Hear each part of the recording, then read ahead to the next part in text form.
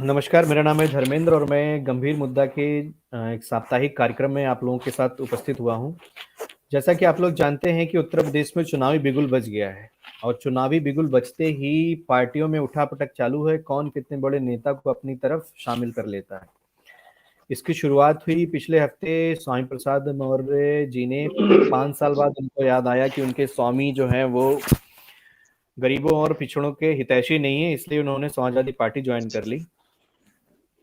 फिर उसके बाद कई ऐसे विधायक थे जिनकी टिकट कट रही थी, उन्होंने भी समाजवादी पार्टी ज्वाइन कर ली। फिर हमने जैसा कि कल देखा, एक बहुत बड़ा घटनाक्रम हुआ जिसमें मुलायम जी के परिवार की छोटी बहू ने भाजपा ज्वाइन कर ली, अपर्णा जी ने। तो हमारा पहला मुद्दा आज का वही होगा, चर्चा का विषय कि स्वामी प्रसाद मौर्य के भाजपा छोड़ने का क्या नुकसान भाजपा को होगा और क्या फायदा समाजवादी पार्टी को होगा। और साथ में हम चर्चा करेंगे अपर्णा यादव के भाजपा ज्वाइन करने से समाजवादी पार्टी और खासकर अखिलेश को क्या नुकसान होगा।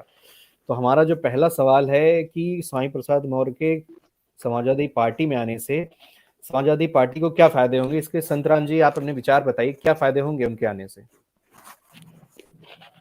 देखिए, स्वामी प्रसाद मौर्य जी के आने से सबसे पहली बात तो ये कि जो उन्होंने बोला है, हमारे एक बहुत बड़े नेता हैं, उन्होंने जो बोला, जो पिछड़े गरीबों की और जो ओबीसी की जो लड़ाई जो उन्होंने लड़ रहे हैं। अब बात ये रही कि भाजपा से आने के बाद अब आप देखिए धर्मेंद्र जी, जब हम लोग किसी से परिचय करते हैं तो थोड़ा समझने में वक्त लगता है। जब वो बसपा से भाजपा में गए थे 5 साल तक, तो उनका थोड़ा समझने में समय लगा कि भाई ठीक है, भाजपा किस तरीके से काम करती है, किस तरीके से काम नहीं करती है। जब उन्होंने देखा कि ये तो बिल्कुल एक एक सूत्री कार्यक्रम चला रहे हैं, ना पिछड़ों को, ना ओबीसी, ना किसी को भी किसी तरीके से मुद्दों को भटका के सारा आरक्षण ही खत्म कर रहे हैं, तब उन्होंने ये निर्णय लिया कि नहीं, हम तो एक नेता बने हैं, एक समाज के लिए बने हैं, एक बड़े वर्ग को वो प्रमोट करते हैं, तो उनको नाराज ना करके तो उन्होंने ये निर्णय लिया कि भाई हमें जनता की सेवा करनी है। अगर हम दोबारा जनता में जाएंगे तो क्या जवाब देंगे कि 5 साल तक भाजपा के साथ रहे हैं, तो भाजपा ने क्या किया अन्य पार्टी को लेकर, अन्य लोगों के लिए। तो इसकी वजह से उन्होंने बहुत काफी अपनी बातें और भी लोगों को बताई, लेकिन शीर्ष नेतृत्व पे उनको समझ में नहीं आया, ना उनके ऊपर तवज्जो दिया गया। समाजवादी पार्टी, एक हमारे राष्ट्रीय अध्यक्ष श्री अखिलेश यादव जी जो हैं, वो उन्होंने एक मुहिम चला रखी है कि अब जो भी कार्य करेंगे सब पिछड़ों को साथ लेके या दलितों को साथ लेके, सभी लोगों को साथ लेके काम करेंगे और अच्छे से काम करेंगे। उनकी नीतियों को देखकर ही स्वामी प्रसाद जी ने समाजवादी पार्टी को ज्वाइन किया है, और मुझे लगता है कि ये बहुत ही अच्छा उन्होंने निर्णय लिया है, और इससे हमें बहुत ही ज्यादा फर्क पड़ेगा, और आने वाले समय 2022 में पूर्ण बहुमत से सरकार बनाएंगे जी। लेकिन संत राम जी, जैसा मुझे पता है और मैंने पता किया है, एक भाजपा ने 3 एजेंसियों से सर्वे कराए थे अपने सारे सिटिंग एमएलएस के। 3 डिफरेंट एजेंसीज ने, उन्होंने एक रिपोर्ट बना के दी थी कौन कौन अपनी जगह पे हार रहा है। तो एक अंदर बात चली थी, जो लोगों ने आपकी पार्टी ज्वाइन की वो सब चुनाव हार रहे थे। तो ऐसा तो नहीं कहीं आप लोग, जो लोग हार रहे थे उनका अपने यहाँ इकट्ठा करके अपना ही नुकसान कर रहे हैं? नहीं, देखिए, ये जो डिबेट किए हैं या जो एजेंसियों ने अपना सर्वे किया है, तो सर्वे तो आते रहते हैं, जाते रहते हैं। ये तो निर्णय करेगा 10 मार्च को, जब रिजल्ट आएगा, जब जनता जाएगी, क्योंकि जनता भी बहुत त्रस्त है महंगाई से, भ्रष्टाचार से और रोजगार से, हर तरीके से परेशान है। तो ऐसा नहीं है कि डिबेट में सर्वे सर्वे में आदमी सहमा बैठा हुआ है, कहता कुछ और है, करता कुछ और है। आने दीजिए, 10 तारीख को ये निर्णय हो जाएगा कि कौन हार रहा है, कौन जीत रहा है, ये तो जनता ही तय करेगी। अच्छा शीलू सर, मेरा आपसे एक सवाल है कि कुछ दिनों पहले हमने देखा था कि आम आदमी पार्टी के मुखिया अरविंद केजरीवाल जी अखिलेश से मिले थे। चर्चाएं भी बड़ी जोर से थी कि आप उनके साथ गठबंधन में रहेंगे। फिर ऐसा क्या हुआ, आपका रास्ता अलग हो गया, उनका रास्ता अलग हो गया, क्या बात नहीं बनी? देखिए, अरविंद केजरीवाल जी नहीं, संजय सिंह जी मिले थे, और उनका ये कहना था कि वो वहां पर सिर्फ उनकी जन्मदिन की बधाई देने गए थे, गठबंधन जैसी कोई चीज सामने आई ही नहीं। तो इस तरह की बातों की सिर्फ हवा फैली और लोगों ने, मीडिया ने इस बातें बनाई। बाकी इस तरह कोई अस्तित्व में कोई चीज थी ही नहीं कि गठबंधन किया जाए। हम लोग 403 सीटों पर पूरा चुनाव लड़ रहे हैं। तो ऐसा तो नहीं है कहीं आप उत्तर प्रदेश में सिर्फ वोट कटुआ बन के रह जाएं, जो अच्छी पार्टियां उनको नुकसान हो आपका, खासकर समाजवादी पार्टी को, क्योंकि आपका भी जो निशाना रहता है वो अधिकतर मुस्लिम ही वोटर रहते हैं और वही मुस्लिम वोटर समाजवादी पार्टी का जो बेस है एक। नहीं, ये कैसे कह सकते हैं कि जो है मुस्लिम वोटर ही हमारे निशाने पर रहता है। हमारा सिर्फ वोटर हमारे मुद्दों पर है, हमारा चुनाव पूरा मुद्दों पर है। और हम जब जहां भी चुनाव लड़े हैं वहां पर बीजेपी हारी है। बीजेपी को हमने जहां चुनाव लड़े वहां तीसरे स्थान पर लाके खड़ा किया है। दिल्ली में हमने उनको चुनाव हराया, हम लोगों ने पंजाब में चुनाव लड़ा, वहां पर उनको तीसरे पे लाके खड़ा कर दिया, उनकी गठबंधन की सरकार अकाली दल को। वहां पर हम सेकंड अपोजिशन पार्टी बने। तो हम जहां लड़े हैं वहां पर हमने बीजेपी को हराया है, हमने फाइट की है उनसे, लड़े हैं अच्छे से हम। और पंजाब में हम सरकार बनाने जा रहे हैं इस बार, दिल्ली में हमारी चल रही है, तो यूपी में भी जो अगर चल रहा है तो हम लोग पहला चुनाव लड़ रहे हैं, पहली बार उतरे हैं और एक अप्रत्याशित, आप चौंकाने वाले नतीजे सामने आएंगे, ये आप देखिएगा। लेकिन शीलू जी, जिस हिसाब का जोश होना चाहिए अरविंद केजरीवाल जी में वो दिख नहीं रहा। वो तो करीब 10 दिन से गोवा में कैंपेन कर रहे हैं। देखिए, उससे पहले वो पंजाब में गए थे। 5 राज्यों के चुनाव चल रहे हैं। यहाँ भी अरविंद केजरीवाल 2 तारीख को बहुत बड़ी रैली करके चले गए, एक मैसेज देके गए हैं। बाकी हमारे राज्यसभा सांसद श्री संजय सिंह जी यहाँ पर पूरा माहौल संभाले हुए हैं, हर एक मुद्दा लेके उठते हैं। इस समय सबसे ज्यादा विपक्ष की भूमिका उन्होंने निभाई है। सारे मुद्दे उन्होंने जो है सरकार के पोल खोल के सामने रखे हैं, चाहे जल जीवन मिशन का मामला हो, चाहे अयोध्या में मंदिर घोटाले का मामला हो, जमीन से घोटाले संबंधित वो हो, चंदा का मामला हो, ये सारे घोटाले उन्होंने पोल खोल अभियान चालू करके विपक्ष का भूमिका उन्होंने यहाँ पे निभाई है। चलिए, भूमिका तो अच्छी निभाई है, लेकिन वो कुछ ज्यादा शोर मचा नहीं पाए। चलिए अब चलते हैं शशांक जी के पास। शशांक जी, मेरा आपसे पहला सवाल था जो संतराम जी से मैंने किया था कि स्वामी प्रसाद मौर्य को 5 साल बाद याद आया कि उनका स्वामी गलत है, वो गरीबों और पिछड़ों का समर्थन नहीं करता है, और 5 साल बाद ऐसा क्या हुआ उनको एकदम याद आ गया। और इसको जाने से भाजपा को नुकसान क्या होगा और समाजवादी पार्टी को फायदा क्या होगा? धर्मेंद्र जी, जैसा आपने भी बताया कि स्वामी प्रसाद मौर्य जो है भारतीय जनता पार्टी छोड़कर गए हैं। भारतीय जनता पार्टी छोड़ के जाने वाले वो सभी नेता वही हैं जो जिनको सरकार में मलाई खाने को नहीं मिला। जो अगर बसपा से आए हुए नेता थे वो बसपा में बैठे थे, मंत्री पद पर थे, उन्होंने बहुत मलाई खाई। भाजपा में उनको मलाई खाने को नहीं मिला और यही कारण रहा कि वो अपने क्षेत्र से, जिस क्षेत्र के वो विधायक थे, उस क्षेत्र से उनकी सीट भी जा रही थी। उनको चुनाव जनता जीतने ही नहीं देती, क्योंकि जनता उनको एकदम नापसंद कर रही थी। इसी वजह से भारतीय जनता पार्टी ने उनका टिकट काटने का जो भी निर्णय लिया, उस निर्णय से घबराए लोग जो है इधर उधर भटकना चालू कर दिए। और जो आपके सामने निर्णय है कि समाजवादी पार्टी ऐसे लोगों को जो है ले रही है, तो इससे तो मुझे नहीं लगता कि समाजवादी पार्टी का फायदा है, समाजवादी पार्टी का नुकसान ही हो रहा है। नुकसान ही हो रहा है वाकई में, हमें भी यही लगता है, क्योंकि हारे हुए को ले रहे हैं। क्योंकि देखिए जो भी है, देखिए एक चीज आप जानिए, समाजवादी पार्टी, मैं अपना व्यक्तिगत अगर राजनीतिक छोड़ करके सामाजिक और व्यक्तिगत अगर मैं दूं, तो समाजवादी पार्टी बहुत अच्छा फाइट कर रही थी, ठीक है, अभी कुछ समय पहले। लेकिन जैसे इन्होंने लोगों को जोड़ना चालू किया और ऐसे मंत्रियों को साथ लाना चालू किया कि जो मंत्री ऑलरेडी भ्रष्टाचार के उसमें लीन है, भाजपा उनके ऊपर इसलिए कार्रवाई कर रही थी, उनको इसीलिए टिकट ना दे करके उनको एकदम साइड करना चाह रही थी कि ये सब जो है कहीं ना कहीं भ्रष्टाचार में है, लिप्त है, इसीलिए उनका टिकट भी कट रहा था। और इससे भारतीय जनता पार्टी को नुकसान नहीं है, इससे भारतीय जनता पार्टी को फायदा है। और कहीं ना कहीं आप जैसे देखेंगे, एक कहावत कही गई है ना कि हम अपने घर को नहीं बचा सके तो दुनिया को क्या बचाएंगे। तो कहीं ना कहीं ये समाजवादी परिवार और समाजवादी पार्टी के लिए नुकसान है कि अपर्णा यादव भारतीय जनता पार्टी में ज्वाइन हुई हैं। इससे समाजवादी पार्टी का ही नुकसान है। भारतीय जनता पार्टी तो मजबूत हो रही है। अच्छा, क्या क्या जी, फायदे क्या क्या हो सकते हैं अपर्णा जी के आने से देखिए, भाजपा को? अपर्णा जी के आने से फायदे ये हो सकते हैं कि जो महिलाएं हैं, महिलाओं का पूरा रुझान जो है अपर्णा यादव की तरफ रहेगा, क्योंकि अपर्णा यादव वो शख्सियत है कि जो सामाजिक कार्य में और महिलाओं के लिए बहुत सारे कैंपेनिंग चलाती हैं, बहुत सारे काम करती हैं। वो खुद का एक अपना मुहिम चलाती हैं, एनजीओ चला करके वो महिलाओं के लिए सशक्तिकरण के लिए कार्य करती हैं। तो कहीं ना कहीं बीजेपी को इससे फायदा ही है, नुकसान तो नहीं है। संतराम जी, क्या आप मुझे सुन पा रहे हैं? हाँ, आवाज आ रही है Dharmendra ji, but photo actually में बार बार कॉल आ रही है, इसकी वजह से आप एक बार वीडियो ऑफ करके ऑन कर लें।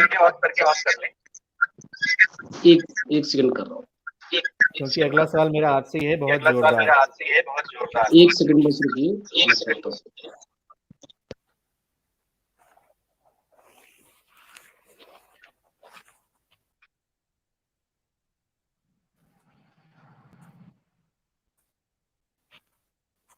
मेरा अगला सवाल है शीलू जी से। तो जो आम आदमी पार्टी ने जो एक नया प्रोपेगेंडा चलाया हुआ है हर जगह, अपना एक उनका एक तरीका है हर जगह बिजली फ्री देने का।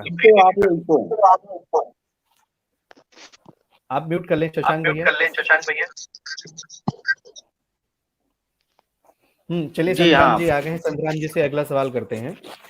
संतराम जी, मेरा अगला सवाल ये है कि जो अपर्णा जी गई हैं जी, उसका क्या कारण था कि उन्होंने अपना परिवार ही छोड़ दिया? कैसा व्यवहार है उनके साथ, उनको परिवार ही छोड़ना पड़ गया, अपना पारिवारिक पार्टी ही?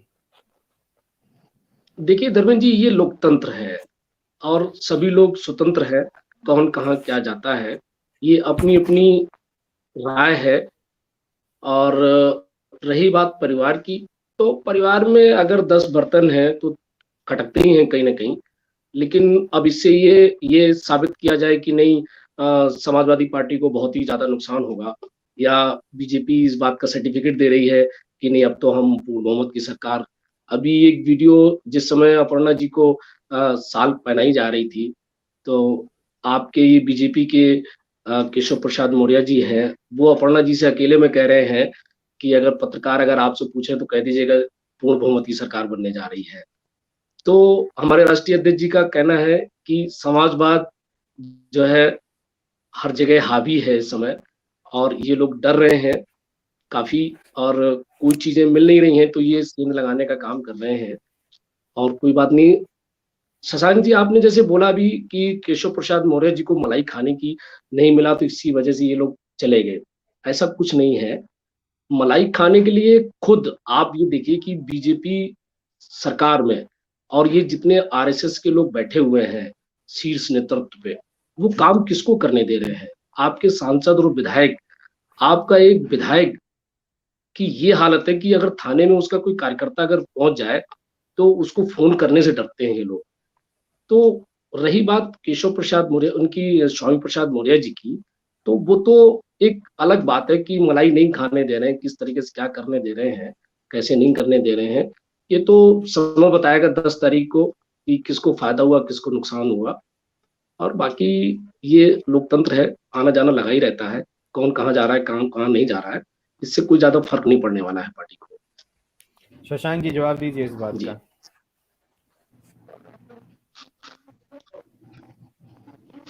जी, जैसे भी संतराम जी ने कहा, देखिए ये तो 10 तारीख का निर्णय ही बताएगा कि क्या होने वाला है।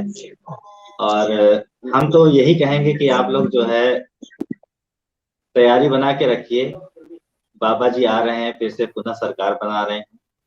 शपथ ग्रहण में हम आप सभी को जो है इनवाइट करेंगे। अच्छा, शपथ में इनवाइट सरकार तो बनेगी भैया, बाबा जी की बनेगी। ये जो जनता का सर्वे है, देखिए मैं राजनीतिक हाँ, आवाज आ रही है। हाँ, तो संतराम जी आपने जैसा भी बोला कि शशांक जी 1 मिनट में रोकूंगा। संतराम जी आपने एक बात बोली थी, वो मुझे बोलनी थी आपने बोला कि कार्यकर्ता थाने जाए तो कोई फोन नहीं करता है। अगर कार्यकर्ता थाने जा रहा है इसका मतलब उसने कुछ गलत किया है, तो नेता क्यों फोन करे, थाने क्यों फोन करे? कानून नहीं में उसमें धर्मेंद्र जी धर्मेंद्र जी ये होता है ना, धर्मेंद्र जी जैसे ये होता है कि आपके आपस के हेलो आपस में ही जैसे किसी से क्षेत्र में शशांक जी आपका इको हो रहा है, आप म्यूट कर लें। अजय आप म्यूट कर लें, इको हो रहा था आपका। अच्छा हाँ बोलिए संतराम जी। अब जैसे मैंने ये कहा था थाने की बात कर रहे हैं, जैसे कि हमारे शशांक जी ने बोला था कि मलाई खाने वाली बात पे मैंने इनका जवाब दिया था कि काम ही नहीं, जब इनके खुद के सांसद और विधायक चुप्पी साधे बैठे रहते हैं कोने में, किसी तरीके से कोई काम नहीं करते हैं, तो यहाँ पर तो बिल्कुल एकदम से चाहे मंत्री हो चाहे विधायक हो, जो लोग ऊपर शीर्ष नेतृत्व पे ही इनको आदेश पारित होता है, बस उतना ही काम करते हैं। थाने और उसकी बात मैंने इस बात पे बोला था कि जैसे आपस में कोई लड़ाई अगर हो जाती है या क्षेत्र में किसी से जनता परेशान है, तो या अनगलग कोई परेशान कर रही है, पुलिस वाले परेशान कर रहे हैं और कोई बात कर रहे हैं, तो जनता अपने क्षेत्रीय विधायक के पास ही जाती है। तो इनके क्षेत्रीय विधायकों तक को मतलब ये मतलब काम नहीं करने दिया जा रहा, तो वो डर की वजह से कि भैया पता नहीं मेरी बात मानी जाएगी कि नहीं मानी जाएगी, ये पूछ के हम बताएंगे। तो ये कोई बात नहीं है कि स्वामी प्रसाद मौर्य जी एक करप्शन को वजह से या मलाई खाने की नहीं करने दिया। घोटाले बहुत हो रहे हैं। अभी आप देखिए उन्नाव में एक इन्होंने वो बांटे हुए हैं, टैबलेट बांटे हैं बीजेपी वालों ने, तो उसमें स्क्रीनिंग नहीं खुल ऑन हो रही है। और इस टाइम पे इन्होंने धर्मेंद्र जी इन्होंने ये योजना लागू की है कि 2 दिन ही केवल बांट सके, बाकी उसका क्रेडिट पूरा ले लें। क्रेडिट पूरा लेने के उसके बाद आचार संहिता लग गई। ये बताइए कि ऐसी नौबती क्यों आई कि कार्यकर्ता को थाने जाना पड़े? नहीं ये देखिए बहुत सी चीजें होती हैं आपस में, किसी न किसी बात को लेके झगड़े होते ही रहते हैं। मोहल्ले में आप कहीं भी किसी भी बात को लेके आपस में तू में चलती रहती है, अन्य कई बातों को लेके। तो ये तो हर क्षेत्र में हर जगह है, ऐसा कुछ नहीं है। तो इसके लिए तो फिर पुलिस काफी है ना। मैंने एग्जांपल दिया, मैंने एक एग्जांपल नहीं ये ऐसा नहीं होता है। एक नया सवाल पैदा करते हैं, मेरे पास एक नया सवाल है, शिलू जी से शुरू करते हैं फिर आम आदमी पार्टी पे आते हैं, क्योंकि ये सवाल दोनों लोगों से जुड़ रहा है। 300 यूनिट फ्री बिजली कितना फायदा करेगी आम आदमी पार्टी को? ये देखिए जनता की मूलभूत आवश्यकताओं में शामिल है। हम लोग दिल्ली में 200 यूनिट बिजली दे रहे हैं, जब से सरकार बनी है उसके बाद से ये लगातार चल रहा है। और हम लोग वहां पर इन्हीं सब मुद्दों पर, बिजली, फ्री पानी, फ्री शिक्षा, फ्री चिकित्सा, इन सब मुद्दों पर मैंने 3 बार वहां पर सरकार बनाई है दिल्ली में, और यही मुद्दे हम लेके सारे राज्यों में गए हैं, यूपी में भी हम आए हैं। मैं एक सवाल पूछना चाहता हूं, शशांक कुमार सिंह जी अभी बता रहे थे अपर्णा जी के आने के विषय में, तो मैं ये जानना चाहता हूं कि जैसे वो बता रहे थे कि अपर्णा जी के आने से बीजेपी को बहुत फायदा होगा, तो क्या मुझे ये बताएं कि अभी तक जो ये चल रहा था कि ये मुलायम सिंह यादव ने हिंदुओं पर गोली चलवाई, तो आज उनकी बहू को इस तरह जो हेडिंग दी जा रही है, मुलायम सिंह की बहू ने, अपर्णा यादव ने बीजेपी ज्वाइन की, तो आज ये कैसा फक्र महसूस कर रहे हैं? ये कैसे कह रहे हैं कि बहुत फायदा होगा बीजेपी को, जबकि इनका नारा तो यही था कि मुलायम सिंह यादव ने हिंदुओं पर गोली चलाई, राम के भक्तों पर गोली चलाई। तो आज उनकी बहू को शामिल करके मोबाइल पे डिबेट चल रही, बाद में बात करेंगे 5 मिनट में। चलिए शशांक भैया जवाब दीजिए, अच्छा सवाल किया उन्होंने। देखिए सीलू जायसवाल जी, जैसा आपने कहा क्या फायदा होगा और क्या नुकसान होगा, ठीक है। कहीं ना कहीं अपर्णा यादव जो है हमेशा भारतीय जनता पार्टी, नरेंद्र मोदी और माननीय योगी आदित्यनाथ जी से प्रेरित रही हैं, और यूट्यूब चैनल द्वारा या ट्वीट के द्वारा या फेसबुक के द्वारा हमेशा उनसे जुड़ी रही हैं और उनके कामों का सराहना करती रही। ये विचारधारा की लड़ाई है, ठीक है। परिवार में ही विचारधारा सेब नहीं खा रही थी, इस वजह ने उन्होंने अपना परिवार छोड़ना पड़ा, राजनीतिक वहां से छोड़ना पड़ा। समाजवादी पार्टी एक परिवारवाद है और एक बहुत बड़ी पार्टी है, उत्तर प्रदेश की सबसे बड़ी पार्टी कही जाती है, लेकिन जब वो अपने ही परिवार में सम्मिलित नहीं कर सकते हैं, अपने ही परिवार में एक दूसरे को जो है सपोर्ट नहीं कर सकते हैं, तो परिवारवाद कहाँ रह गया? चाचा कहीं और जा रहे हैं, भतीजा कहीं और जा रहा है, पिता कहीं और जा रहे हैं। मुलायम सिंह यादव, एक बात कही जाती है, अखिलेश यादव पिता कितना भी अगर गलत है या सही है, लेकिन बेटे का फर्ज क्या बनता है? पिता को सम्मान करना। अखिलेश यादव वो भी तो नहीं कर पा रहे हैं, तो जनता का और हमारे देश के बुजुर्गों का कितना सम्मान करेंगे? नहीं, मेरा सवाल भी यहीं पर आया कि जब एक बार कल्याण सिंह जी ने भारतीय जनता पार्टी छोड़ दी और मुलायम सिंह के साथ जाके जुड़ गए थे, तब आप ही सब लोगों ने यही विरोध किया था कि कैसे हो गया, इनको हटना चाहिए वहां से सब। और जब उनका परिवार का सब आप लोगों के साथ में आके जुड़ा है, तो आप लोगों ने कैसे कर दिया? जबकि बहुत बड़ा मुद्दा ये है और बहुत उनके ससुर ने, मुलायम सिंह यादव जी ने हिंदुओं पर ये आप लोग हर मंच से बोलते चले आए हैं। ये राजनीतिक समीकरण है, ठीक है। यहाँ पे कौन किस पार्टी में जाता है, कौन किस पार्टी से आता है, जैसे एक सवाल उठ रहा था ना कि तो कहीं ना कहीं इसमें राजनीतिक, देखिए बोलिए अपने फायदे में, मतलब अपने फायदे की बात ये हुई ना कि बीजेपी को अगर अपना फायदा सुझाई देगा तो कोई भी समीकरण बनाने के लिए तैयार है।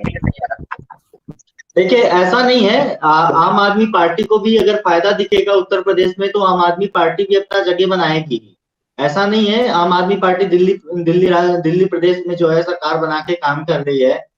एक पंचवर्षीय उनकी सरकार जा चुकी है, एक पंचवर्षीय सरकार फिर उन्होंने बनाई है, आगे की तैयारी कर रहे हैं, ठीक है। और भी राज्यों में आपने चुनाव लड़े हैं, उसका रिजल्ट आपके सामने ही है, क्या आपको क्या मिला और क्या रिजल्ट आया, ठीक है। तो ये जनता के ऊपर डिपेंड करता है कि जनता क्या करती है, जनता कितना लाइक कर रही है, कितना पसंद कर रही है आम आदमी पार्टी को या समाजवादी पार्टी को या बसपा को। विषय वो नहीं है, विषय ये है कि परिवार में ही कोई महिला अपने आप को सुरक्षित नहीं समझ रही है, इसी वजह से तो वो कन्वर्ट हो रही है, जा रही है किसी दूसरे पार्टी में। शशांक जी, अभी जो परिवार में शशांक जी, अभी जो चुनाव हुए थे आपके, जो लोकल चुनाव हुए थे नगर महापालिका के, उस समय आपने देख लिया था कि बीजेपी वालों ने कितना सम्मान किया महिलाओं का। उन्नाव में भी देख लिया कि जो एक बेटी को जला के रातों रात जला के कर दिया गया, कितना सम्मान करती है ये महिलाओं का, जो कि सरेआम एक महिला के कपड़े फाड़ना और उतारना इस तरीके से बेइज्जती करते हैं। तो ये तो आप सम्मान की बात ना करें, बीजेपी वाले तो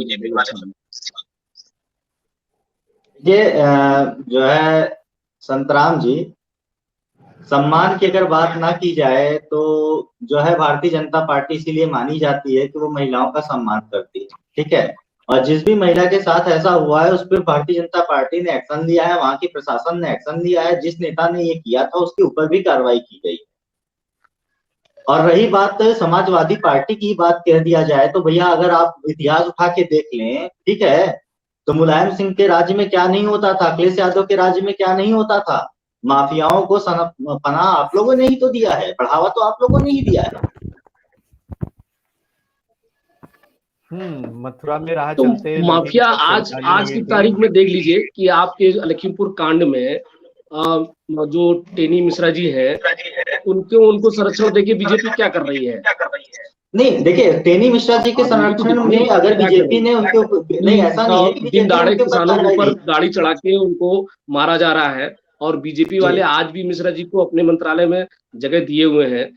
तो आप आज की भी तो देखिए, पिछले मुलायम सिंह जी ने क्या किया,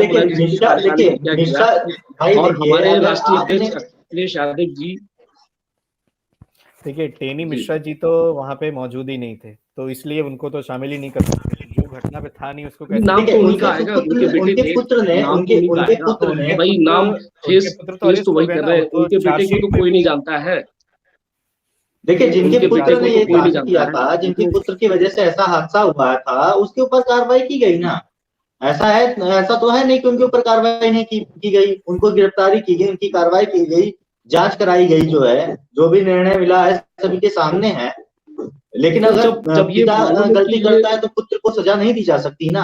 अब पिता गलती करता है तो पुत्र को सजा नहीं दी जा सकती। बस तो अब यही बात आप समझ लिए शशांक जी, जो माननीय मुलायम सिंह जी ने पहले उनके कार्यकाल में क्या हुआ क्या नहीं हुआ वो हम नहीं जानते, लेकिन हमारे राष्ट्रीय अध्यक्ष जी की नीतियों को देखिए आप, उन्होंने एकदम से अलग से राष्ट्रीय देखिए, राष्ट्रीय आपके राष्ट्रीय देखिए सब लोगों को, जो है, तो अब देखिए उनकी देखिए सजा देखिए अगर हमारे राष्ट्रीय अध्यक्ष जी को लेके अगर उनपे कमेंट किए जाए तो ठीक नहीं है ना इस बात को।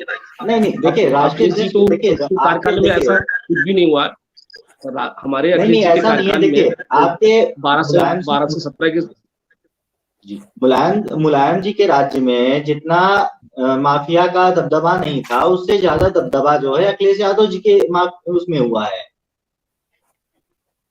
और माफियाओं को जो है संरक्षण आपके अखिलेश यादव जी ने ही दिया है, आपके राष्ट्रीय अध्यक्ष ने ही दिया है,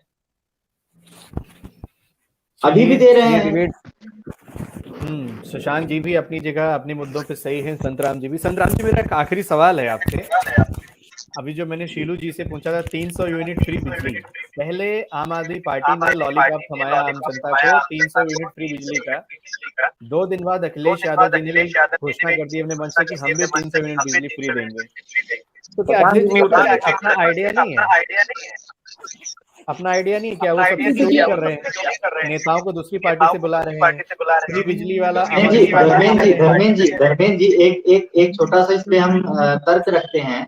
जी जी, ये जो फ्री का खेल चल रहा है ना, ये किसी भी पार्टी का हो, ये फ्री का खेल ना सिर्फ और सिर्फ जनता को बेवकूफ बनाने का खेल है। चाहे वो समाजवादी पार्टी करे, चाहे आम आदमी पार्टी करे, चाहे बसपा करे, चाहे भाजपा करे, ये जो फ्री का खेल है ये सिर्फ जनता को बेवकूफ बनाने का काम कर रहा है।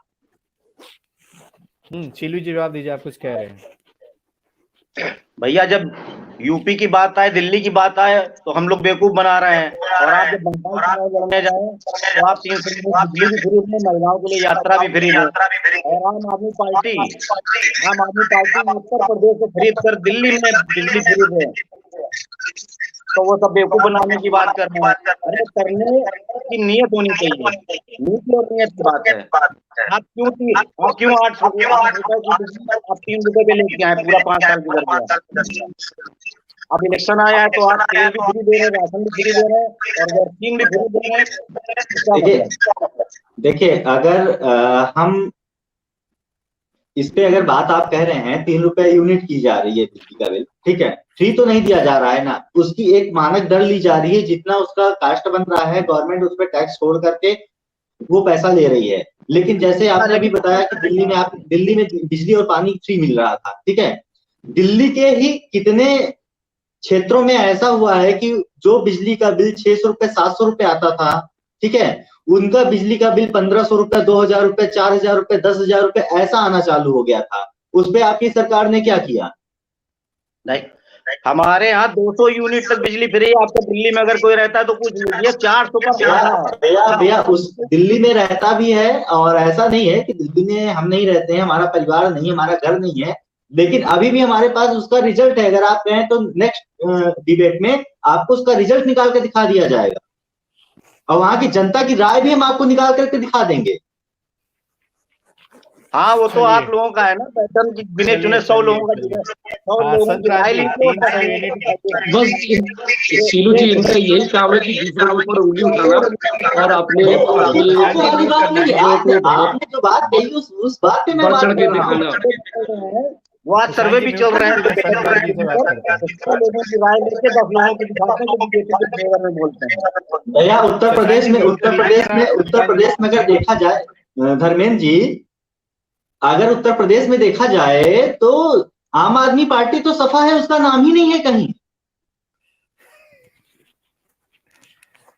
सर्वे में अगर देखा जाए तो सेकंड पोल समाजवादी पार्टी कर रही है। दिल्ली में भी कांग्रेस और बीजेपी लड़ती थी, एक बार उनकी सरकार एक बार उनकी सरकार। जब हम लोगों ने पार्टी बनाई तो पहले आप देखिए आप दावेदारी कर रहे हैं, आप दावेदारी कर रहे हैं, आप चुनाव लड़ रहे हैं, फिर वो तो रिजल्ट सामने आ जाएगा ना। हम तो वही तो आपसे कह रहे हैं कि वो तो जनता जनार्दन का कार्य है कि किसको मंच पे बैठाना है, किसको सरकार बनानी है, किसको मुख्यमंत्री बनाना है। देखिए हम लोग 2 महीना पहले से घर घर जाके बिजली के कार्ड बना के और लोगों के जनसंपर्क करके घर के दरवाजे तक पहुंच चुके हैं। जब तक अभी तक आपका तक नहीं है। हम लोगों के पूरे 403 विधानसभा में घर घर जाके हम लोगों की तैयारी जो होती है वो अंदर की तैयारी होती है। ये नहीं कि मंच पे खड़े होकर संक्रांत जी से अब मैं संक्रांत जी से शशांक भैया आपका म्यूट कर लीजिए। देते हैं, वो कोई वादा नहीं होता है, गारंटी होती है। संक्रांत जी आप बताइए 300 यूनिट फ्री का जो लॉलीपॉप दिया है अखिलेश यादव जी ने, वो उत्तर प्रदेश में उसका क्या इम्पैक्ट है? धर्मेंद्र जी ये लॉलीपॉप नहीं, धर्मेंद्र जी ये लॉलीपॉप नहीं दिया है, ये हमारे राष्ट्रीय अध्यक्ष अखिलेश यादव जी करके दिखाएंगे आपको कि किस तरीके से क्या किया जाए। और बाकी मेरा सवाल ये है, आइडिया हम लोग आइडिया है हम लोगों का, पहले से किसी से चुराने का आइडिया नहीं है। आपने कहा कि वो उनका आइडिया था या उनका आइडिया था, किसी का आइडिया के बनाने से कोई मतलब नहीं है, हम किसी के आइडिया से नहीं चलते हैं। और रही बात इसकी बिजली की, तो बिजली के बारे में अपने माननीय मुख्यमंत्री जी बाबा जी को पता ही नहीं है कि कितनी बिजली कहाँ से कैसे क्या है, बस खाली रेट बढ़ाते रहिए और पब्लिक को परेशान करते रहिए। जनता बहुत त्रस्त है, ठीक है, महंगाई से। और मेरा एक सवाल है संक्रांत जी, जब समाजवादी पार्टी की सरकार थी तो याद है हमारे यहाँ कटौती कितनी होती थी? उसके बाद इस सरकार जब आई भाजपा की तो उन्होंने ऑडिट करा के पूरा निकाला था कि हमारे प्रदेश को जरूरत कितनी बिजली, तो खरीदी गई। तो ये ऑडिट अखिलेश जी ने पहले क्यों नहीं कराया था? और उस समय भी रेट कम करने का प्लान आइडिया क्यों नहीं आया? इसी बार क्यों आया ये आइडिया? नहीं तो इतना उस समय जब अखिलेश जी की सरकार थी तो ये 7 रुपए यूनिट बिजली का बिल नहीं था, 3 रुपए, 3.5 रुपए, 2.5 रुपए के आसपास था। इतनी महंगाई नहीं थी। कटौती एक अलग जगह पे एक बात है। रही बात रेट की है कि इस समय अब मिनिमम तरीके से अगर देखा जाए तो हाईएस्ट रेट 7 रुपए यूनिट पे जा रहा है। जो एक जो छोटा सम्राट परिवार है उस पे 2,500-3,000 रुपए महीने का बिजली का बिल थोपा जा रहा है। तो कटौती से बात वो एक अलग है, कटौती आदमी परेशान इतना नहीं रहता है जितना बिजली के बिल की महंगाई से परेशान है। ऐसा कैसे परेशान? कटौती से कभी परेशान रहता है? कटौती से ही परेशान रहता है? कटौती पूरे दिन नहीं होती है, कटौती पूरे दिन नहीं होती। उन्होंने भी 12 से 14 घंटे बिजली थी बीच में, तो 12 से 14 घंटे, 12-13 घंटे, 8 घंटे बराबर देती थे। तो ऐसा कुछ नहीं है किसी तरीके से। तो ये बीजेपी, आप परेशान मत होइए, घबराए हुए हैं सब लोग किस तरीके से क्या किया जाए। और 10 तारीख का इंतजार करिए, अभी जो है देखिए और क्या किस तरीके से क्या हो। चलिए आप लोग आए, आप लोगों ने अपनी बात रखी आज। कोशिश अगली बार फिर मुलाकात करेंगे कुछ और मुद्दों के साथ आप लोगों से। शशांक भाई आपका बहुत बहुत धन्यवाद, संतराम जी धन्यवाद, शीलू जी ऐसी बहुत बहुत धन्यवाद, आप लोग जुड़े। अच्छा रहा डिबेट, अच्छी चली। धन्यवाद आप सभी का।